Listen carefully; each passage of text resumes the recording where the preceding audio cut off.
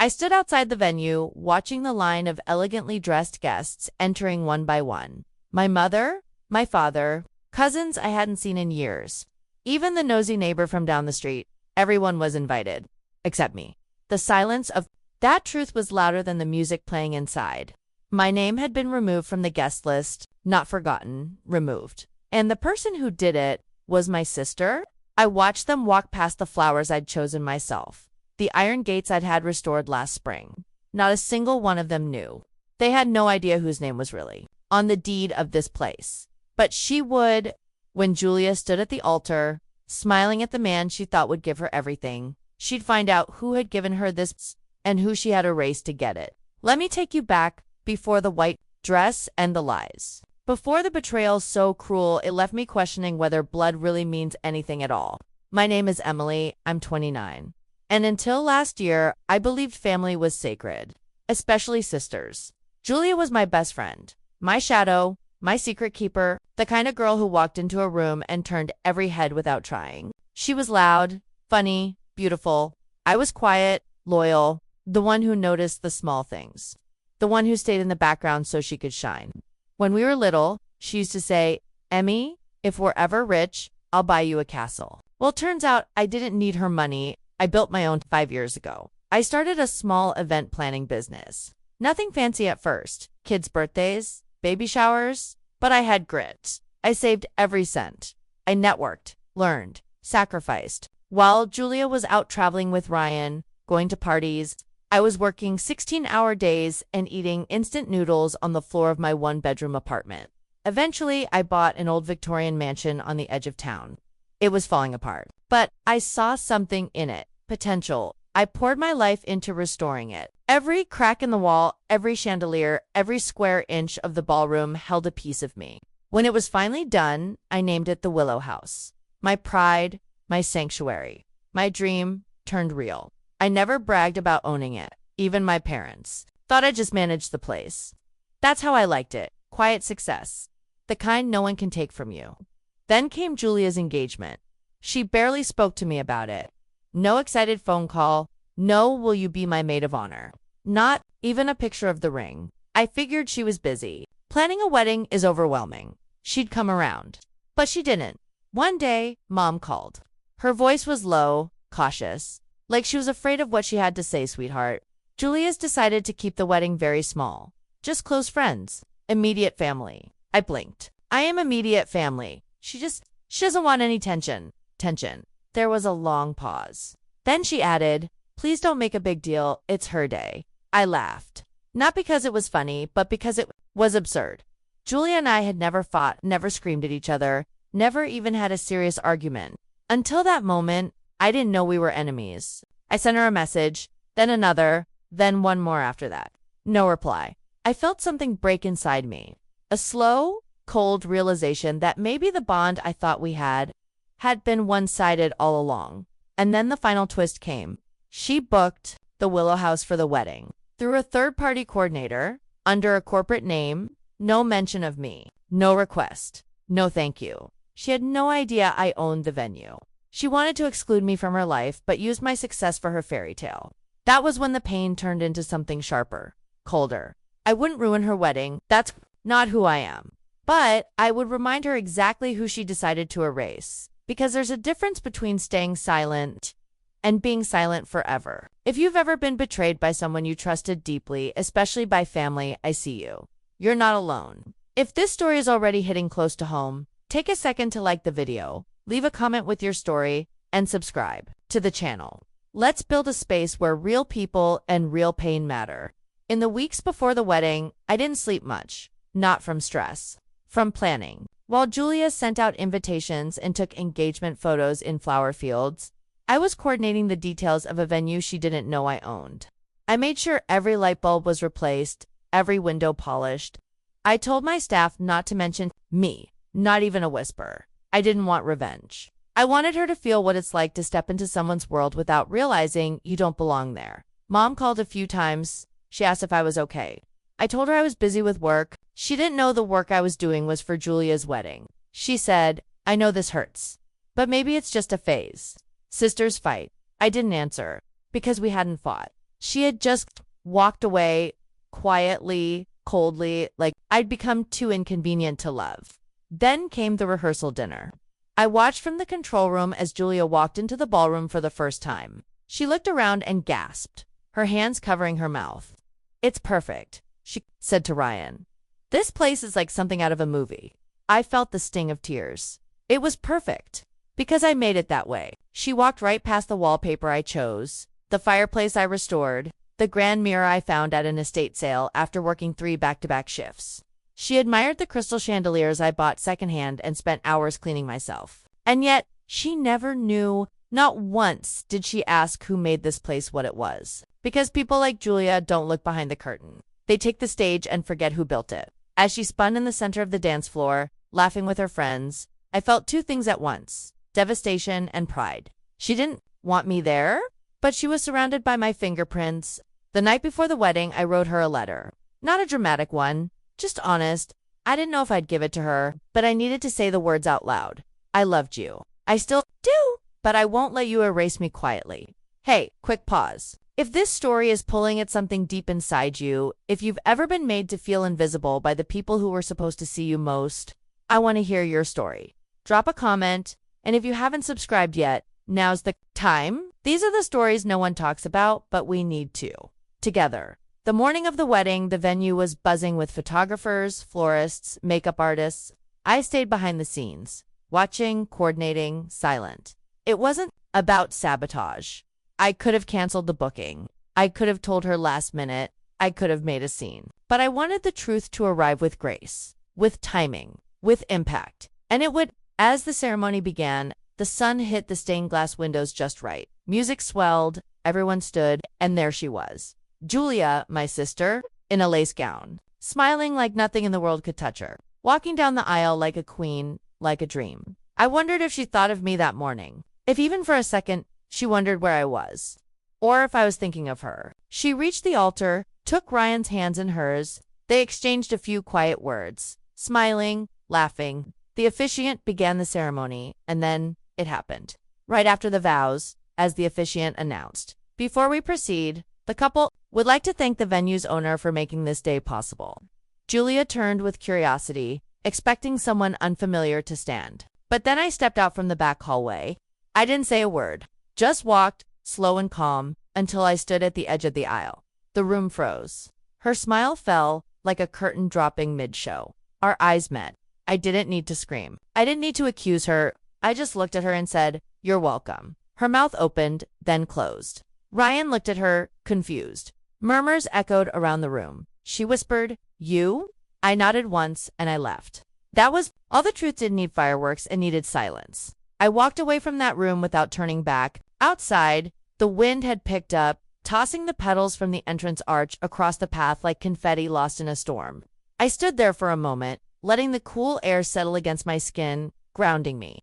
Inside, I imagined the questions exploding, the whispers, the realization crawling through every guest like wildfire. She invited the whole world, but not the one person who had given her the very ground she was standing on. A minute later, I heard footsteps, fast, unsteady. "Julia, Emily," she called out. I turned slowly. She was standing a few feet away, still in her wedding dress. Her voice was trembling, her face pale beneath layers of makeup. "You own this place?" she asked, breathless. "You let me plan everything here, and never said a word." "I wasn't invited," I said softly. "Why would I interfere?" Her mouth opened, but nothing came out. I tilted my head. "Why? Julia? Why did you leave me out? What did I do that made you decide I didn't belong?" Tears filled her eyes. She looked around, realizing how many people were staring from the windows now. Some had even stepped outside. She was no longer the bride. She was the story. "I didn't mean to hurt you," she whispered. "But you did," I replied. "You chose to. And then you benefited from the very thing I built." The irony is almost poetic. "I didn't know you owned it. I thought you just worked here." "Exactly." She blinked, confused. "You never asked. Because you stopped seeing me the moment I stopped serving you." Silence. Then Ryan appeared behind her, tense, unsure. "Everything okay?" he asked. I gave him a polite smile. "Congratulations. The venue's been paid in full. I'm sure your guests will still enjoy the champagne tower." And I walked away. No screaming, no revenge plot. Just truth delivered clearly, publicly, and permanently. Sometimes justice doesn't roar. Sometimes it just shows up. What would you do in Emily's place? Would you confront your sister? Or would you walk away without ever looking back? Let me know in the comments. And if this story is giving you chills, you're not alone. These moments stay with us. So don't forget to like, subscribe, and share this video. Someone out there needs to hear this. Over the next few days, the fallout was dramatic. I didn't post anything online, I didn't answer calls, but screenshots began circulating, guests whispering, photos of Julia's stunned face at the altar, snippets of overheard conversations. I didn't plan for any of it to go viral, but it did. The local wedding blogs picked it up. Someone from the guest list leaked the story. And suddenly, I was the unnamed sister who silently stole the show. And Julia, she went into full damage control. She called, left voicemails, texted, messaged me on 3 platforms. I was going through something. She wrote, I didn't know how to talk to you. It got out of hand. There was one that hit me the hardest. Didn't think you'd notice. That sentence felt like a knife, because it told me everything I needed to know about how she saw me: invisible, small, optional. But I wasn't any of those things. Not anymore. You still with me? If this story hit a nerve, I want to hear about it. Comment below. Have you ever been underestimated, ignored, or cut out without reason? Let's give voice to the silenced. And if you haven't yet, hit that subscribe button. Real stories, real emotions, every week. For the first time in years, I didn't respond. To guilt, Julia's messages piled up unanswered. I didn't delete them. I just let them sit like wilted flowers. Someone leaves at a door they once slammed shut. What could she say that would undo it? Sorry, I pretended you didn't exist. Sorry, I used your success and hoped you'd stay silent. Sorry, you were always the one holding me up and I never looked down to notice. There are apologies that come too late, and ones that only arrive when someone gets caught. I wasn't angry anymore. I was just done. That was the turning point, not the moment I stepped into the wedding, not the moment she looked at me with fear in her eyes. This was it. The silence that followed. The realization that I no longer needed her to make me feel seen, because I saw myself now, and I liked who I was becoming. I went back to work that week. There were 2 events scheduled at the Willow House, a retirement party and a quinceañera. I threw myself into every detail like it was my first year in business again. There was something cleansing about returning to the place I built and seeing it not as a backdrop to someone else's fairy tale, but as mine, entirely mine. Every room held my voice now, not just my labor, my identity. One afternoon, as I was adjusting the lighting in the upstairs lounge, my father showed up. He looked tired, he always did these days. I thought I'd stop by. He said quietly, adjusting the sleeves of his jacket. Your mother told me what happened. I didn't speak. I just let him stand there, figuring out how to be a parent again. She's devastated. He said, Julia, she says she made a mistake. I gave a soft laugh. Not bitter. Just tired. She made a choice. I said, that's different. He looked around the room, eyes tracing the beams, the walls, the velvet drapes. This place is beautiful, Emmy. I had no idea because no one ever asked. He looked down. That's on us. There was a long silence. Then he said something I'll never forget. Sometimes it takes a spotlight to show people who's been holding the lights all along. It wasn't a fix. It wasn't an excuse. But it was something. Recognition. And for the first time since the wedding, I let someone hug me. Not because I needed it, but because I wanted to. If you're still watching, I want to thank you, not just for being here, but for staying present in a story that's not easy. We talk a lot about healing, but not enough about what it costs. If this part of Emily's journey moved you, show your support with a like and subscribe for more stories that go deeper than surface-level drama. Real people, real emotion. A few weeks passed. Julia didn't reach out again.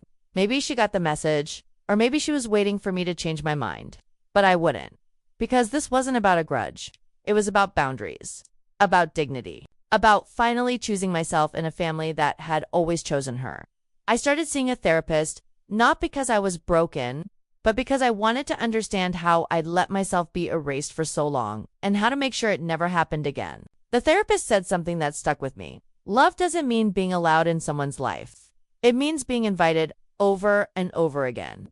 Julia stopped inviting me long before she took me off that guest list. I just hadn't noticed. Now I did. 3 months later, the Willow House was booked solid. I hired 2 more full-time coordinators. People started requesting the venue specifically because of the story. Some wanted the drama, others the poetry, but most they saw me. I wasn't just the owner anymore. I was the woman who stood silent in the middle of betrayal and let the truth speak louder than vengeance.